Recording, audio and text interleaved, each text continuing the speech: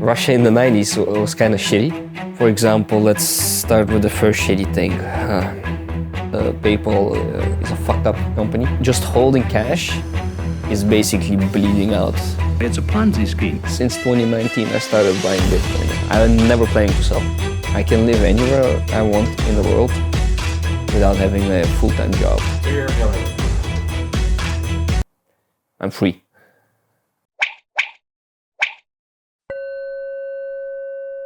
I'm Dima.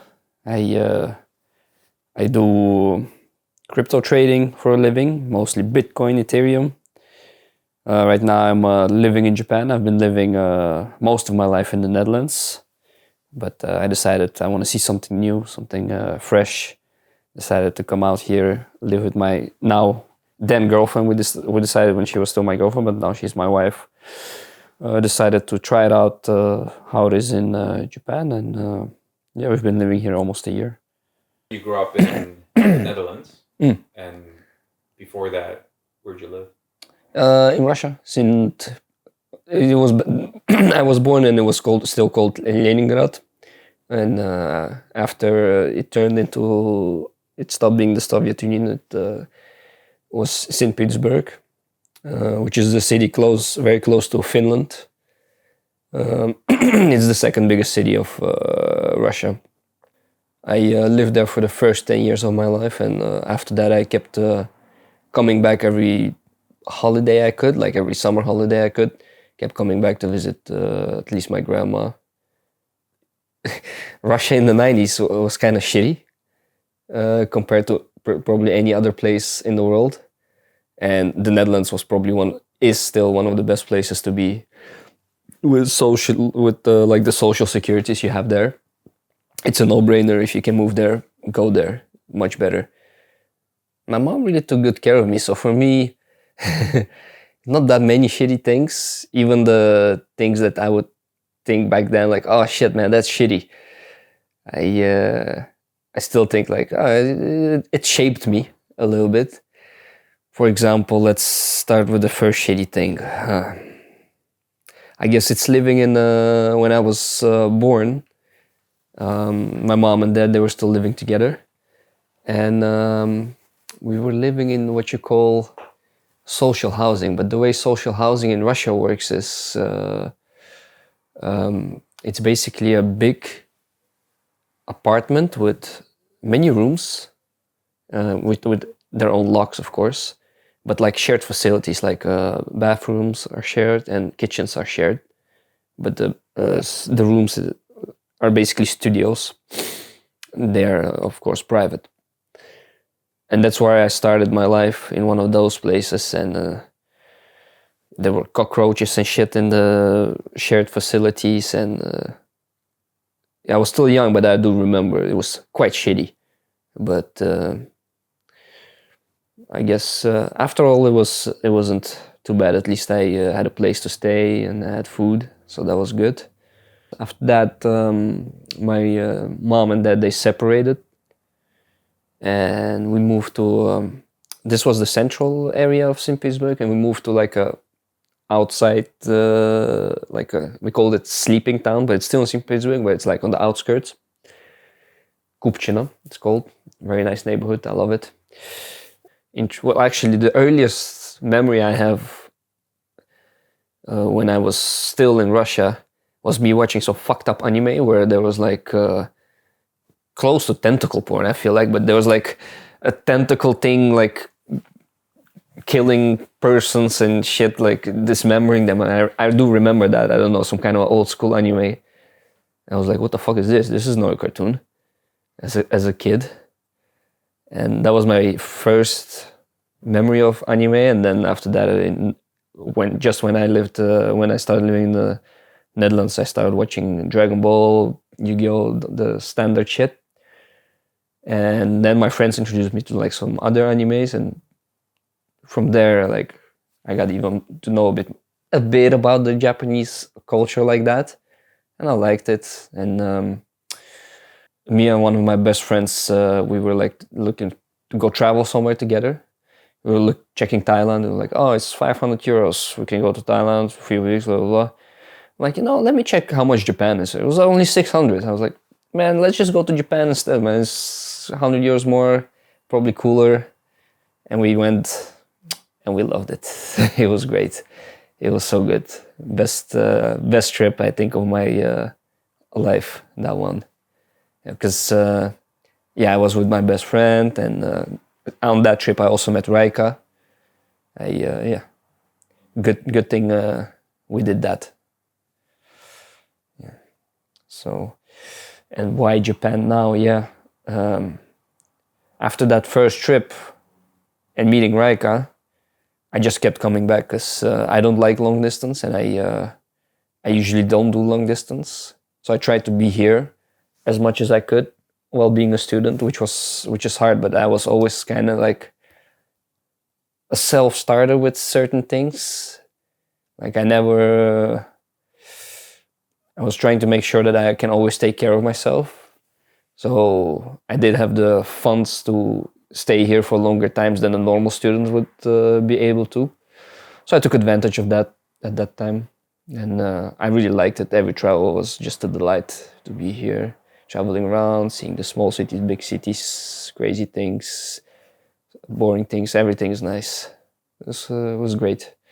So after a while, after studying, I decided this is like I have no commitments in the Netherlands right now or anywhere else. Why not try living somewhere else now? Just for 5 years. This is my initial plan. For 5 years, I'm gonna stay here, see how it is. If I don't like it, I go have somewhere else. No problem.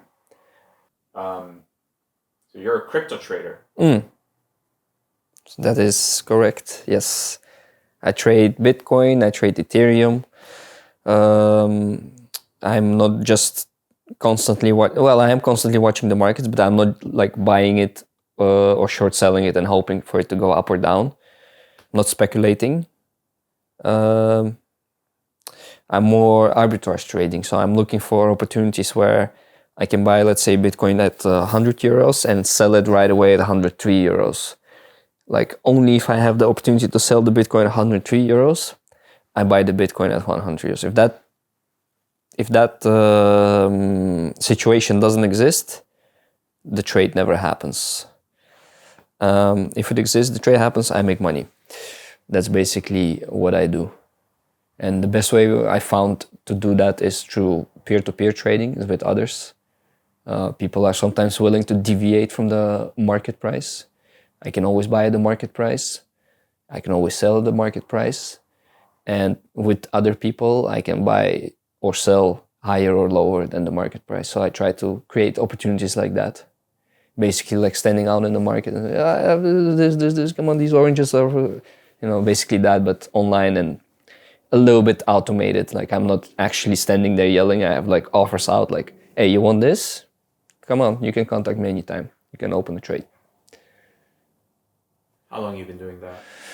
Yeah, I actually looked at some of my tables. I keep track of every trade I make, every single individual trade. And I've actually started with the speculative that I said that I don't do anymore, but I've started with that since 2019, I would say.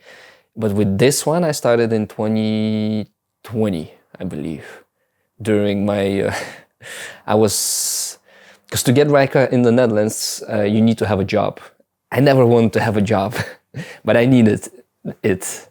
So I looked for a full-time job, and on the side during the full-time job, because it wasn't super challenging, I was able to do this trading. And it started slow and it exploded after a year, I would say.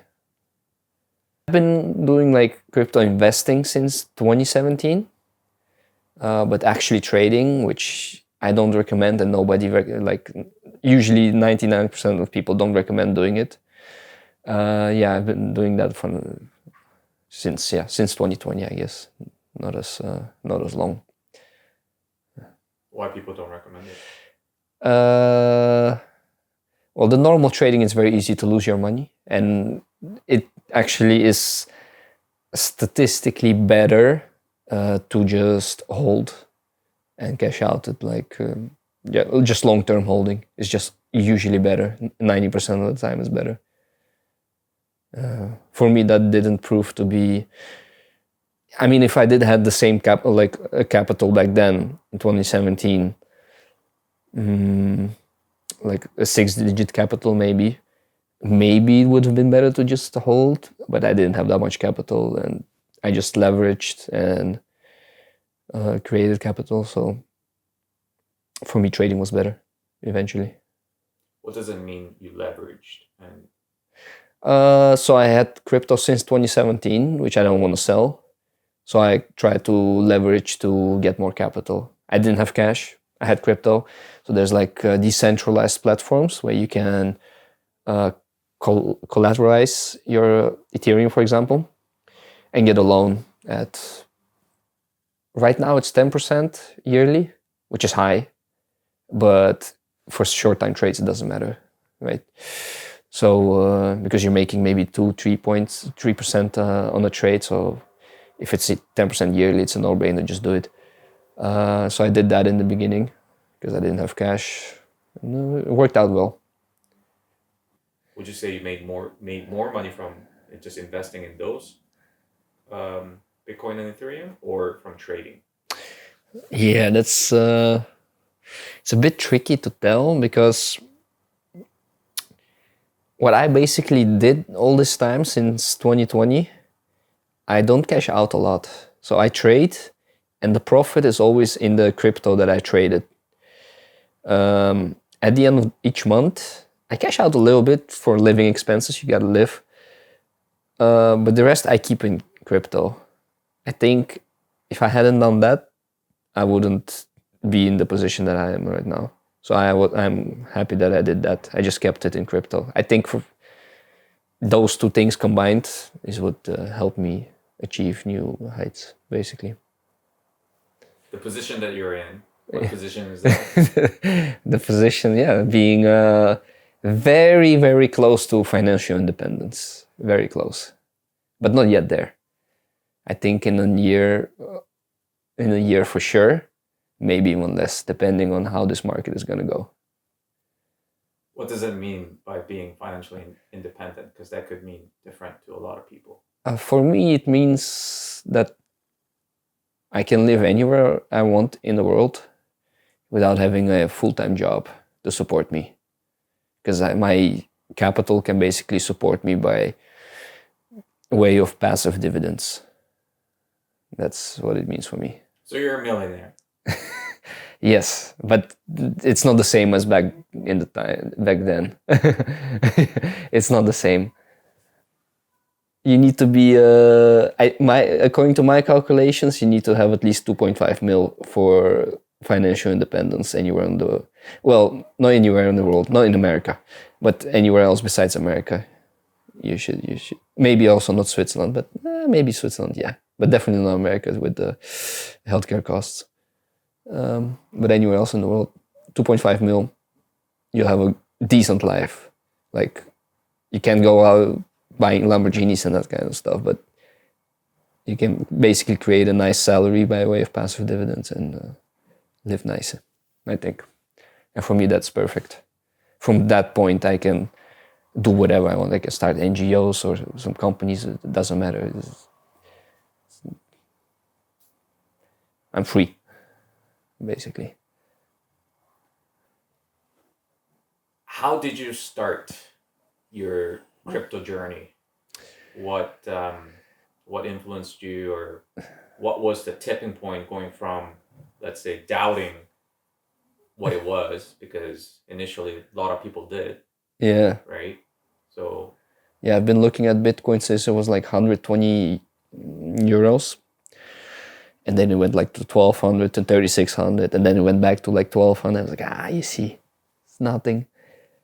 And just never had that much interest in it. But me and a buddy back in, I would say, university time, we started a sort of business where we sell digital games online. It's called Digital Game Plaza. And that's basically, we found a way to abuse the difference in regional pricing between different regions and have people buy cheaper games from us. So let's say in Europe, a normal digital game on Xbox, it was 70 euros. It was crazy because that same game in America, for example, is $60. And 70 euros was back then basically $80. So that didn't make sense. And then we started looking for other regions. In Argentina or in Turkey, you can buy that same game for 30 or even less. So we found a way to give people access to those kind of games, which breaks the company's rules for sure. But we don't even care about that because it doesn't break any laws. So we did that as a business, and it was nice in the beginning. We used PayPal for a payment method, amongst some other payment methods. And we soon found that PayPal is a fucked up company where they can, without any warning or whatever, just hold your money for 6 months. They will give it back eventually after those 6 months. Then nobody ever stole money from us. But being 6 months as a business without access to capital or having a payment provider is not doable. So we started looking at other ways to receive money, send money. We never used crypto for receiving money. We should have done that now that I think about it. But sending money to our partners that helped us create these digital games in a format that we could send it out. That was really helpful. That was really good. And I just, one time I loaded up a few hundreds euros on Ethereum, and I didn't check it for a week, and I say, oh, it's a few thousand now, what the fuck happened? And then I was like, oh, okay, what is this Ethereum thing? Let me check it out. And then that's where it started, basically. Just going from using it as a payment method to an investment vehicle. Yeah, so I started with Ethereum, and I always, for most of my involvement with crypto, I've always believed it to be the superior product. I still think it's superior to Bitcoin technologically, because you can basically just do more on it. It's a programmable currency. You can basically create a smart contract which executes based on certain parameters automatically. Bitcoin cannot do that. Bitcoin is just for sending and receiving Bitcoin value. I always thought it was a much better currency, so I just went full on Ethereum. And some shit coins based that are also on the same blockchain. But I underestimated the network effect that Bitcoin had, because it was the first and the most recognized one. And I did underestimate that, which is stupid, because even if you look back at history, like the technologically superior thing is not always going to be the most popular or the most successful one. Like, look at the best example we have is the VHS versus the Betamax, I think, right? Or I don't know, there was another media thing called, I think from Philips. They had a much better type of VHS, which they tried to push out, but didn't work. Nobody wanted it. VHS was shittier, but everybody wanted that because I don't know why, because it had a network effect. So in the end, I caved in, and since 2019, I started buying Bitcoin as well. And holding mostly. Holding mostly. I still hold. I'm never planning to sell. Which led you to become a millionaire. Yeah, so on paper, I'm a millionaire, right? I don't have €1 million in my bank account. That would be stupid, but yeah. Why? Because I like the way a certain guy said it. It's basically being poisoned. Because just holding cash is basically bleeding out. At least, so you have inflation bleeding you. In Japan, I would say 3%. In Europe, maybe 3 to 4%. And other regions, I don't know how much. Per year, you just lose that. You don't see it. Your money is not going down, but it is. The value of it is going down. Then you have the opportunity cost, which is way more than that. It's at least 6%. So that's already 3 or 4 plus 6 is 10%. You're bleeding 10% yearly. It's a lot of money, especially if it's a big capital, 1 million.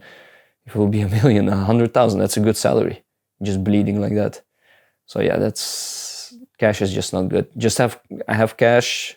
I'm a bit conservative like that. I have enough cash to, if something happens, to last me 5 years.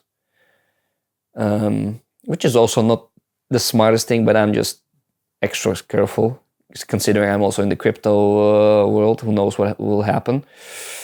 So I make sure to have enough. But yeah, most of it is invested or in crypto.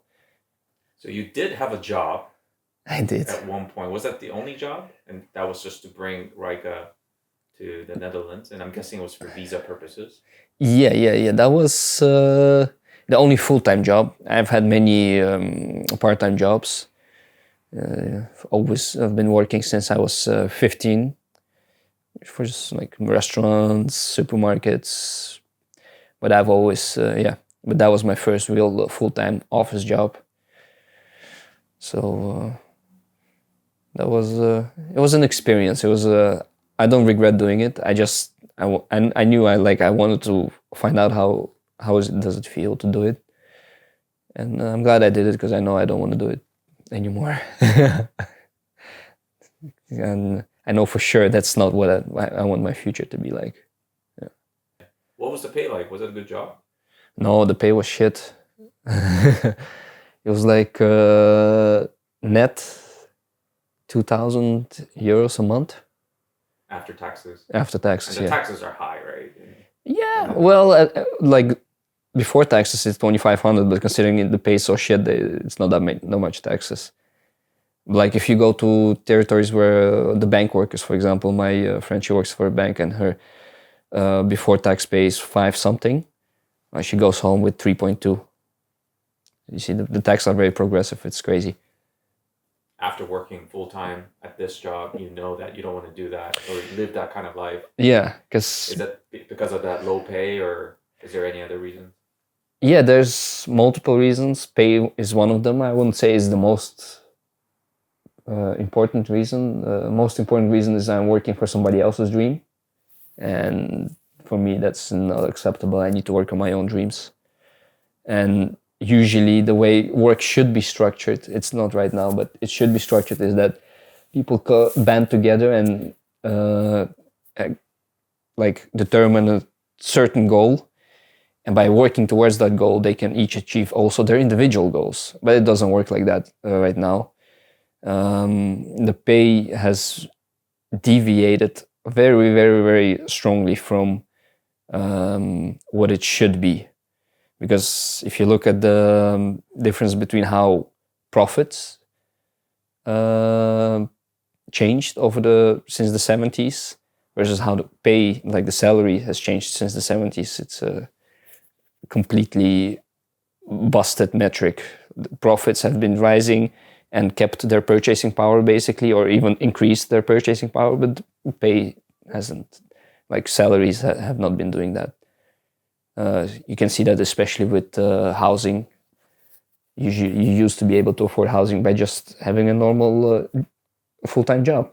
There's no way you can afford housing now alone. Right now you have to have a mortgage with a partner. You cannot do it alone unless you want to live in some kind of a town where you have to travel maybe 3 hours to get to your job. So I think pays, like that is definitely part of it, and I just can't do it. There needs to be another way to get what you want. You don't want to work the rest of your life building someone else's dream. Yeah. That mindset, that drive, where do you think that comes from? I wonder, because I just like to think logically, like, okay, I'm going to work 40 hours now. What am I getting out of this? Is it worth it? I have 40 hours. Okay, this 40 hours is, let's say, 60 to 70% of my life. Am I getting enough out of it to justify it? The answer is usually no, unless you're some kind of a CEO. So it was actually very easy. The hard part was finding, okay, what's the alternative? Like, how can I skew it in my, my advantage? So I've always been looking for ways to do that. That's why me and my friend, we started that digital game plaza business. That was the first example of like, yes, we just go out there, do it ourselves on our own terms. It's probably better. And that really inspired me to always look for my own ways to do things. Yeah, where that comes from. I feel like just rational thinking. Around that time, I didn't have that much capital, so I was like, how am I going to make a lot of money with this? Okay, we'll see. Just invested for a long time, mostly Ethereum, a few shit coins. Didn't really do trading until 2019. You say with not much capital. Yeah. What are we talking? How much can you disclose? Yeah. In total, I would say maybe I put in 24K in total, maybe between 2017 and 2018. It's not that much, I would say. So, and that was also borrowed money mostly from my mom back then, which I repaid. which I repaid, but yeah. So with 24,000, let's just say for argument's sake, 25,000, and you turn that into 7-figure capital. Yeah. Yes. That was. That would make you better than Warren Buffett. That kind of return. But yeah. In less than 5 years. In less than 5 years, I guess. If it's like, if you can do it again. But I feel like it's hard to like, oh, go out there, do this and this, and then you'll get. I don't think so. I was just very lucky. Be at the right time, right place. Have support from my mom as well. 20K. That was good. Yeah. I don't know if you owe some some sort of compensation to PayPal. To PayPal. Because PayPal, in a sense, right? They're gonna. You, oh man, PayPal, my number one one of my number one enemies. I hate them so much. But if it wasn't for PayPal, if it wasn't for being so shitty, right? Imagine if they weren't so shitty. Where would I be now? Working somewhere full time. Thank you, PayPal. Yeah, that's true. And yeah, like. Basically, the companies that are so shitty, I want to stay away from and be as independent from them as possible. And that really helped me to like, yes, I need this in my life. Like, oh, I need to be in Bitcoin because these banks, they're just fucked up, man. They'll freeze your assets anytime and they can do whatever they want while the money is with them. It's not your money. Like, I want to be, if something happens, I have Bitcoin, I go anywhere I want, cash out a little bit of Bitcoin to live, you know? That kind of that steered me. That gives me a safe feeling right now. I still have a lot of money in traditional finance, but if it gets frozen, I'm not gonna wake up at night. I'm just gonna sleep like a child because I know like I have a bunch of money in decentralized, non-custodial wallets where I don't give a shit what you do with my fiat. Yeah. That was a good example about PayPal. Yeah. And you seem to have same sort of degree of animosity towards the banks in Europe. And any story there? Yeah, lots and lots and lots of stories. So the first time I came into not a clash, but like realization, like, oh, what is this? Like at the beginning of my crypto trading journey, I was looking for all kinds of arbitrages, and in this case, I found an actual arbitrage. So between exchanges, which you very rarely, but sometimes you have it.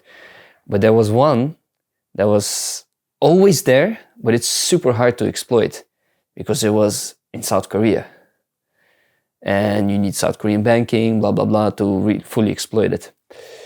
So the thing was, there was like 10% difference between the prices on exchanges in the Western world and Korean exchanges were 10% more expensive. So you could sell Bitcoin for 10% more on Korean exchange. Ethereum, same, 10%, 6 to 10%. So I started looking in my social circle, like, hey, you know any people living in South Korea want to make some money? Let's fucking go. I found my distant cousin. He knew someone in South Korea, a teacher, and she was willing to do it. It was a bit scary. It was a lot of money, and I don't know that person. I do know my cousin. I trust him. But the way it worked was, I sent them basically a shit ton of Ethereum. All that I had was maybe worth 50k at that time, euros. They sell it at Korean prices, and at the same time, she transfers me the money. I quickly put it in put it on exchange and buy back more, and keep doing that, and yeah, it was a bit tricky because I think South Korea had or has, they had for sure, but I'm not sure if they still have it, some kind of limits with sending out money from the country. That's why there was an arbitrage per year. So we really soon hit that limit, so we couldn't do that anymore.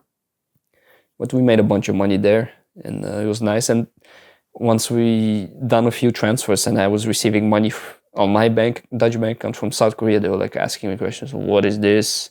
Explain in detail your relationship with the person. Where is the money coming from? Why are you being sent money? What are you gonna do with the money? Like all kinds of super specific questions. And I guess I never experienced that before, and it was a bit scary, but I just answered. Everything was fine. It was a normal traditional bank. And I do find that usually with the normal traditional banks, they don't overreact. They don't do crazy things. They just ask questions. They leave you alone, usually. That was my first experience. I've had many other experiences where they ask me, the most ridiculous questions I've heard is like, what's your strategy? How much profit are you making? Why this crypto? Why not the other crypto? Like, I think you guys just need to ask me where my money is coming from, and that's it. Like, the rest is none of your concern. Because if my money is legit or not, that's your concern. Which is, yeah. They like with these new AML, KYC, AML and counter-terrorist financing rules that actually came from America, banks have been really going crazy on privacy stuff. They're really like, you can't let a private organization police things like that, especially one that already has risk profiles on people. But if they also like they check on me and they use that information against me to like say, we'll just debank you, it's not worth the hassle. We can't prove, like, I literally have it, like, them typed it out to me, like, oh, we can't prove that you're doing anything wrong, but we can also not prove the other way around.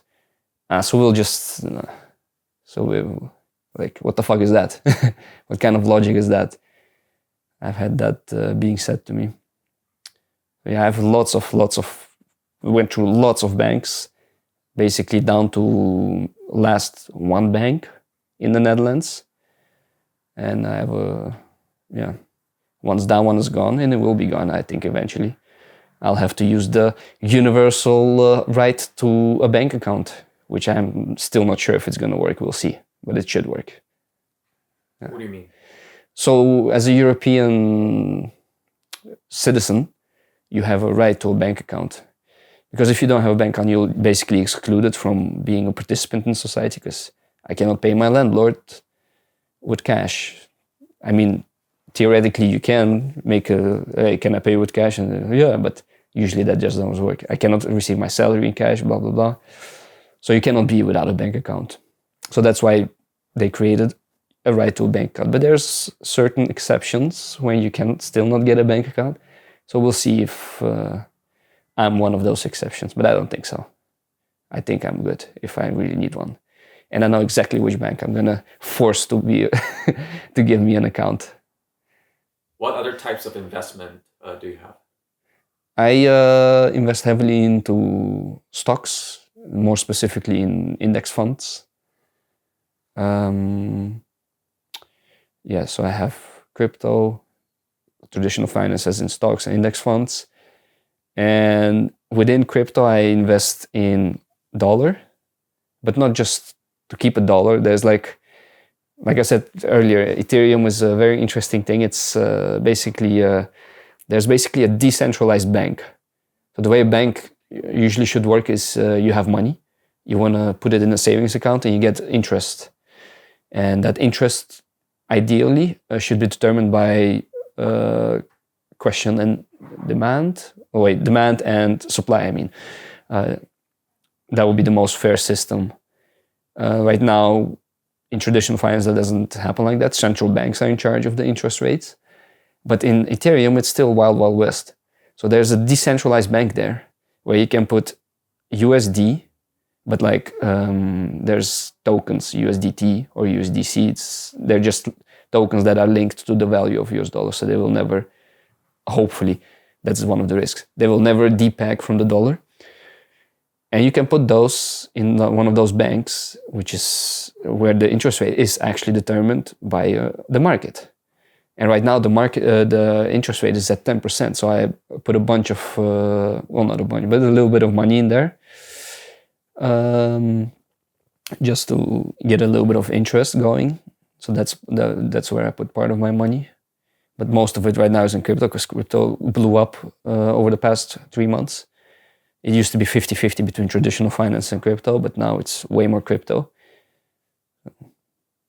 That's basically a little bit of course, in fiat, like actual euros on the bank accounts. But most is stocks and crypto. No precious metals?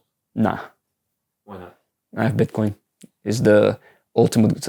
It's better than gold in any way, in every conceivable way. So I'm not gonna double dip there. And if you look at the chart, it may have protected you a little bit from inflation, but other than that, it kept your money the same, gold.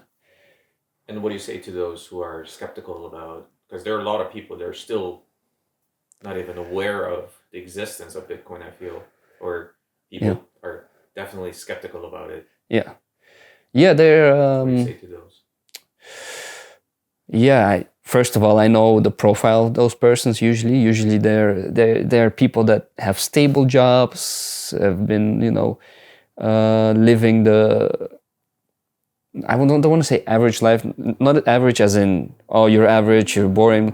No, just like a normal, stable life. So you always get your salary. The bank never has to KYC you. There's no weirdness going on. There's no you have an ordinary life in a safe country with a safe government. Where's that safe government? It's in most of the Western countries, and you never have to worry about your accounts being seized to repay government debt. Never have to worry about your accounts being frozen for whatever reason. Maybe you wrote a shitty piece in some kind of a online blog or some kind of a newspaper. Probably don't have to worry about that. So then you think, traditional finance is fine, man. Like I can send dollars to the other person on the other side of the world, no problem. Why would I need Bitcoin for that? Why would I need anything else? It's not secure. My Bitcoin, if it gets stolen, nobody's gonna help me out. But if my bank account gets drained, I have protections.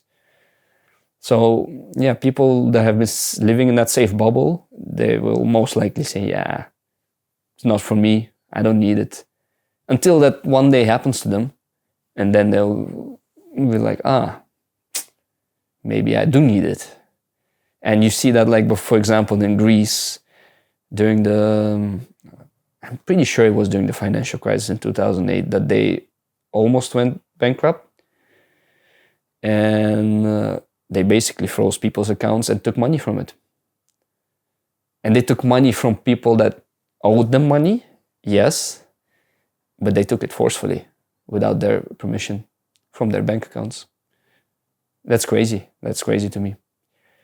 So, and I'm not even going to talk about the shittier countries where you're just censored, like in Russia, or maybe, I don't know, some other countries where maybe you try to work online, but yeah, your country is sanctioned because they're being shitty to all other countries. So you cannot work online for a decent wage. You have to work online for a shitty of your country wage with your local people. You can never expand, never branch out. So, because yeah, you don't have access to banking, then Bitcoin could be good. It's like, to me, it's the ultimate tool to sovereignty that we have. And a lot of people don't realize that sovereignty is actually quite important to have. A little bit of control back into your own hands. Right now, with the current banking system in Europe, if I try to send money to a new bank account, for example, 90% of the time, my account is going to get blocked. They're going to think it's fraud, or explain why you're sending that money, like what's going on. I don't have that problem with Bitcoin. I just say, hey, what's your address? Oh, okay, here, let's go. That's it. I want it to be that simple. Yeah, it's fraud prone, because you can easily get scammed and easily lose your money. But like, if you compare the statistics, most people still get scammed by through traditional finance. Most people are still willingly transferring money through a bank account. Doesn't matter how hard they make it to transfer money, they will transfer the money through a bank account to a scammer for whatever reason. So yeah, those roadblocks that they're putting in and making it extra safe is actually just fucking up the normal user. I've had many times where I'm on a holiday and, oh fuck, my bank account is frozen. Why? Oh yeah, I tried to transfer a bunch of money to this person. Shit. And I'm calling them like, yo, what's going on, bro? I'm on a holiday, I need money. I'm sorry, the department, the people that are responsible for this are not in right now, yeah. I need money. I'm on holiday. And it's your money. And it's my money. I've had that many times. So, yesterday, I had a conversation with a friend of mine who also does quite well financially, putting his money to work, like real estate, index funds. However, he's not dabbling much with crypto. Mm-hmm. So he's one of the skeptics, if you will. Yeah. And he brought up the question, quantum computing. Yeah. Which will be a threat, an imminent threat to the whole crypto industry, including Bitcoin. Mm-hmm. What's your response? Oh, there's so many responses. So first of all, quantum computing will be a threat to crypto, which is compared to traditional finance, a super small market, right? But it will also be a threat to internet banking, because that's also secured by the same, what you call it? Encryption. So that's going to be broken as well. Personal data encrypted. Everything that is important is encrypted. So that's all going to be broken. Crypto is going to be the least of your worries. Also, crypto is not just a solid state. It's not like, oh, Bitcoin has been programmed in 2011. It didn't change. It has. Keeps being updated. We will have a quantum resistant update. It will probably need to fork. Forks have happened, both on the Ethereum chain and on the Bitcoin chain. What do you mean by fork? So the chain works by, like, basically the blockchain. It let's take Ethereum, for example. So it basically has a version of Ethereum creating blocks, and maybe something happened in this specific block that is really fucked up for Ethereum. Let's say North Korea invented a quantum computer that can break the Ethereum encryption, and they unleashed it on the poor Ethereum network. And in this block, a lot of wallets got drained.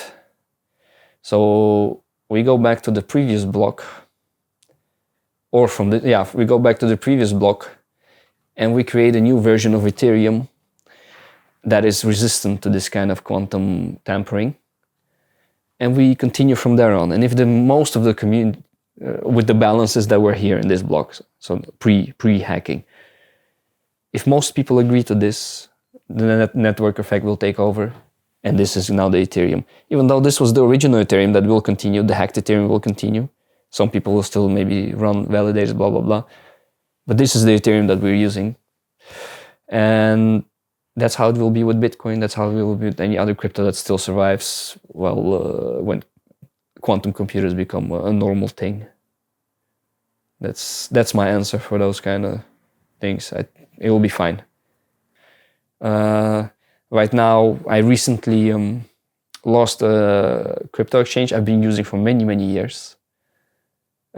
Basically same thing as the bank. They come out super innocent, ask me a few questions. What are you doing? Where's the money from? Blah, blah, blah. Nothing. All good after you answered. And then eventually they just say, in 48 hours we're closing your accounts. We won't give you a reason why, and just withdraw all your funds, and that's it. These things, they happen more frequently now, since there's more regulation also for crypto exchanges. I think they're at threat of losing their own banking license if they don't comply. There was a Dutch crypto exchange I used, which was the most ridiculous. Well, it was not. It was one of the two ridiculous cases that I encountered. It's called Bitvavo. That was a funny story, actually. They are a crypto exchange, but if you wanna, you cannot send crypto to their exchanges that you bought from another person. Fuck. Yeah. If you did peer-to-peer trading to get your crypto, you cannot send it to their exchange. Which is fucking crazy to me, because on that exchange, I'm not trading with Bitvavo. I'm trading with you. I'm trading with Connor. I don't know who I'm trading with, but I'm trading with other people, right? It's just in one environment and not done like through the actual chain. So I was confused. And I had funds locked up there, and they were really not cooperative. And they're a Dutch exchange, and I was living in the Netherlands back then, and they had an office in Amsterdam. I was fucking tired of this shit. Bank accounts closed. This fucking exchange is acting difficult. I went to their office. Like, I'm ringing the door, nobody's opening.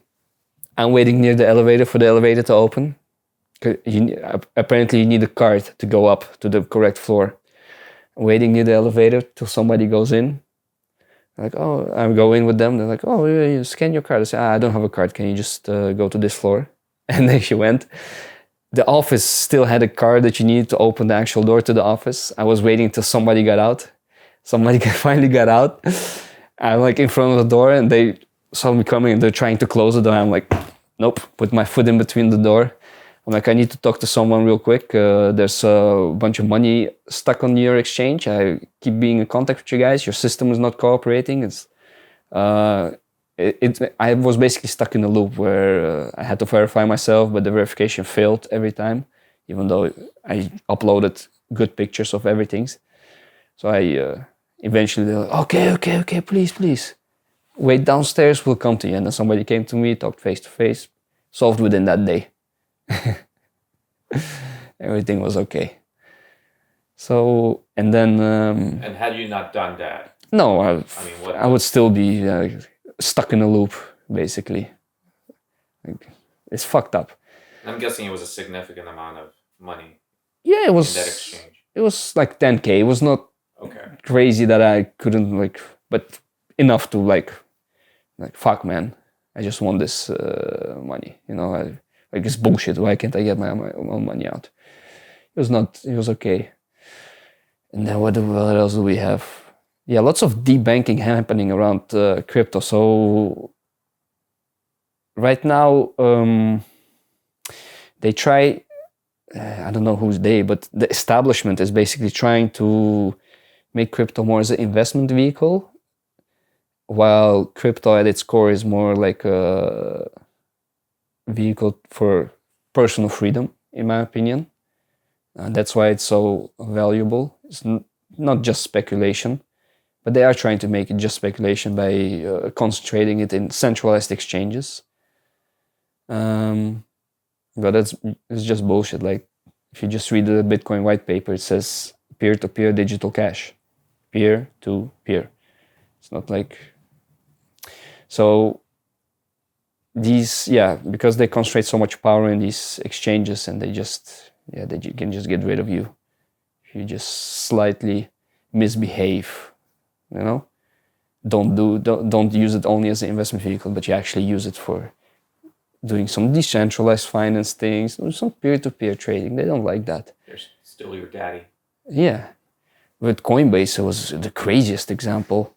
Coinbase is a very famous one. You even know about it.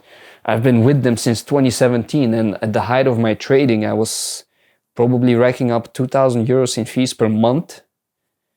So that's a pretty good revenue they were getting from me. And then eventually they just closed my account. Like, okay, you need to re-verify shit. And I sent them everything I had. It took them 1 full year, and I kept on them. Like, yo, what's going on? What's going on? Come on. Every month I kept sending, what's going on? I sent you all the details. I kept on them 1 full year. After 1 year, they're like, oh yeah, okay, everything fine. We open your account. So I resumed trading again with Coinbase, slowly but surely. It was fucked up because if you trade a lot, you basically build up a discount. So you go from 0.5% fees all the way to 0.22, which is significant if you're looking at fees of a few thousand euros. So I lost that. I'm like, yo, what the fuck? Because you guys are slow, I lose a bunch of money. Okay, it happened. They reopened the account. I was using it exactly the same way I was using it before. Boom, 3 months later, you know what? We'll just close your account forever. Get your money out, get out of here. That's it, no explanation or nothing. No new information needed. No, just get out of here. And and now with Kraken as well. Kraken is also a big one, a famous one. They act like they're the good guys. Like, oh, now look at us. We're actually, like, we believe that crypto is more than just investment and blah, blah, blah. But they're not. They're the same. So, that's what's happening slowly but surely. I'm getting, as a big crypto trader, individual, you're just getting debanked everywhere. From exchanges, from banks, whatever. That's what I see happening right now. So what's your plan? I have some methods to avoid the debanking.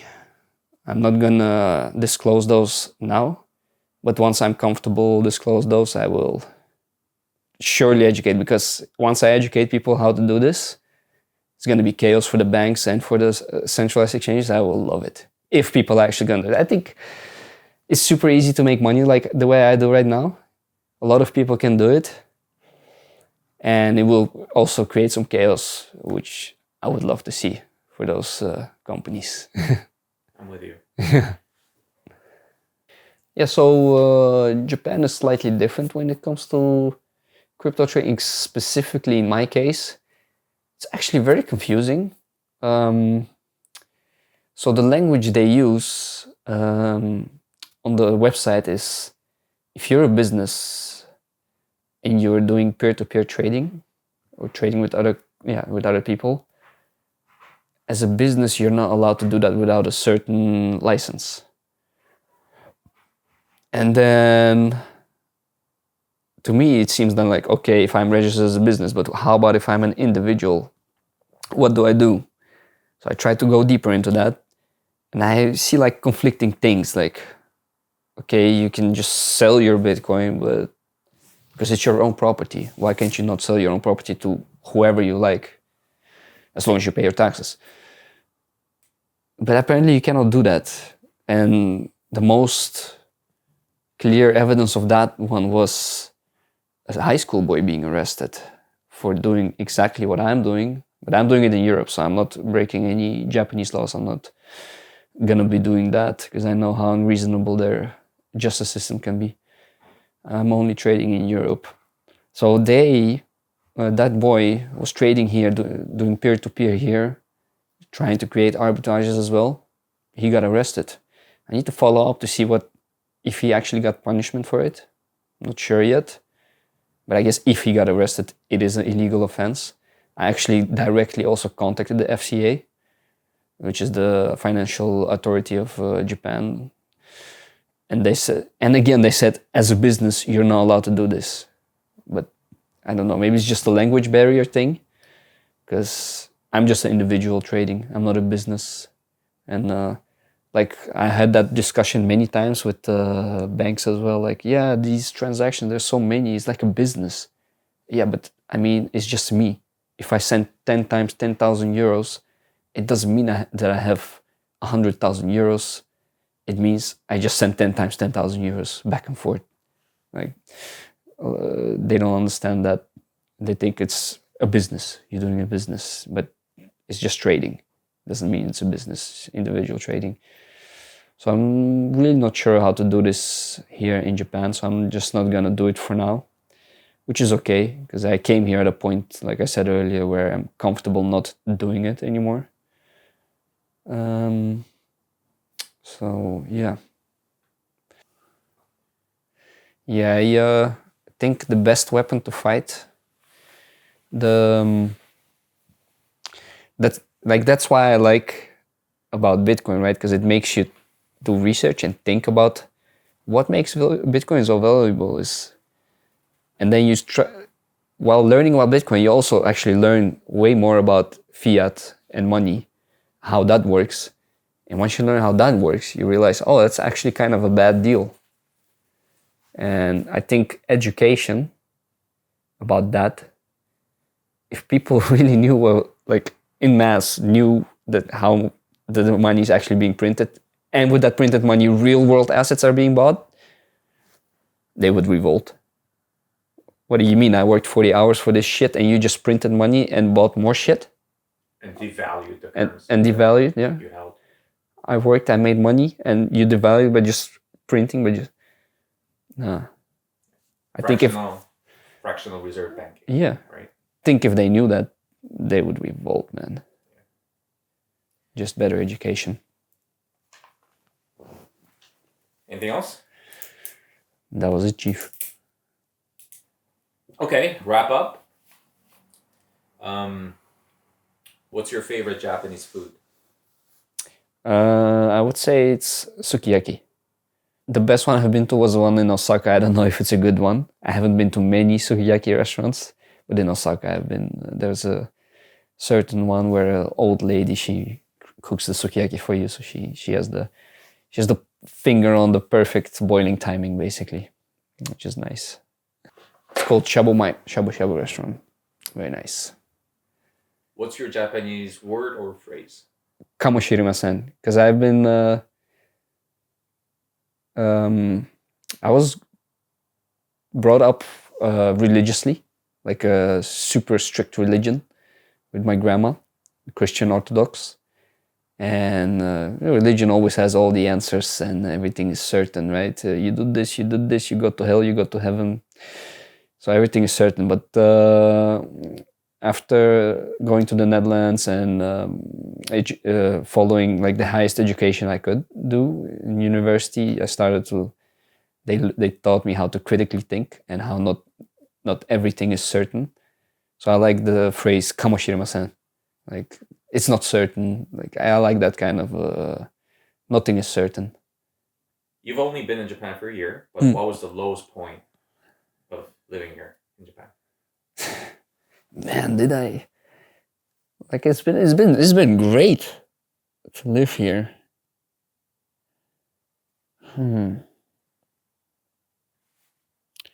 Okay, yeah, I do have a lowest point. That was October and November. Those months really fucked me up. I don't know what's in the air, but I had like allergy attacks almost every day from something. I don't know what, but it was fucked up. And just sneezing, everything's itchy. It's fucked up. Those were the lowest points. But other than that, it's been a bliss. So next time, next November, October, I'm out of here. I don't know where I'm gonna go. I'm gonna try to take a two months off to go somewhere. I don't know what it is. Is it hay fever?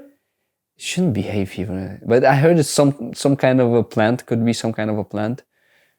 I don't know, man. Is it usually hay fever? Isn't it around spring? It is. Yeah. So I'm just wondering. In spring, I'm fine, but Okay. those 2 months I got really fucked up.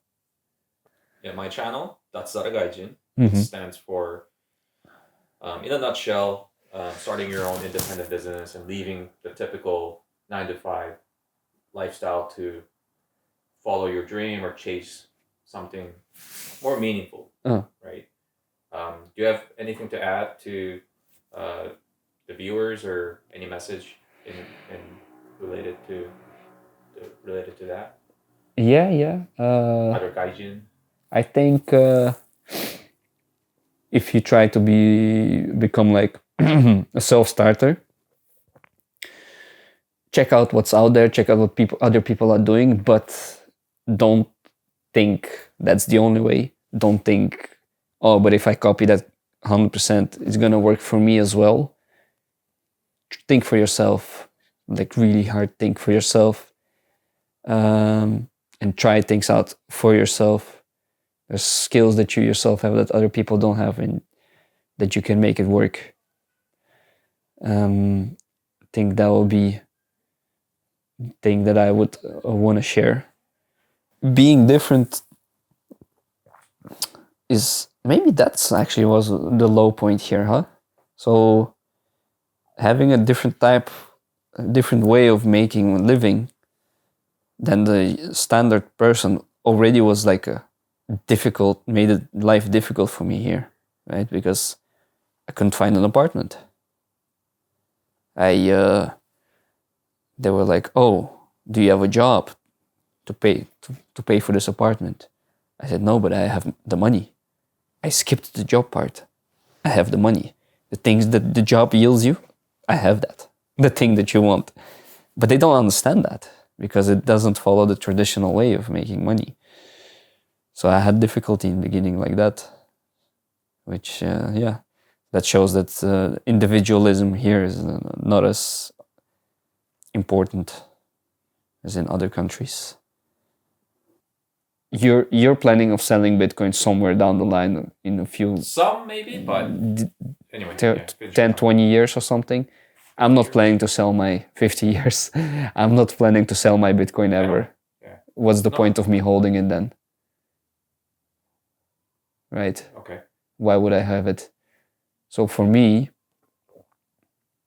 how I think about it is that I can use the Bitcoin as collateral to get the funds that I need. So right now I'm dabbling a little bit in it as well on the lender side. I'm letting people give me their Bitcoin as collateral, and I'm giving them USD basically for a nice interest. And in the future, I'm gonna do the same, where I collateralize my Bitcoin in a decentralized platform, which there are right now. But the interest fees for me are right now too high. It's only for speculators that try to make money in this market. But in the future, what a potential scenario could be is you collateralize the Bitcoin, you get money, and you buy a productive asset with that money. Or you buy something else, and in theory, Bitcoin should always go up versus fiat, unless they change the way fiat works, which I don't think so. So if Bitcoin always goes up, you can always refinance and always decrease your collateral, basically. Or if you get a productive asset that yields more than the interest rate, you can pay it off like that. So that's the plan, basically. I always keep my Bitcoin. Maybe I'll sell a little bit when I need to do a big purchase like a house or a car, maybe. But I don't think so. It's better to just get a loan against it. Saves you the trouble of paying taxes as well. How many Bitcoins you got? A few. Damn, really? Yeah. My goal is to go up to 10 Bitcoin at least, but not there yet. Holy shit. Yeah. And one thing I forgot to bring is the pay it forward gift. Pay it forward gift? Yeah. From the previous guest? Yeah. They gave something and you have to give it to me? Yeah. All right, then I will get a pay it forward gift. I have an idea already. Yeah? Yeah, Sweet. yeah. I'll give it next time. Yeah, okay. Yeah, so then like I'll bring mine and then... No problem. That's good. Thank you, Dima. Thank you, Min, for having me on your channel.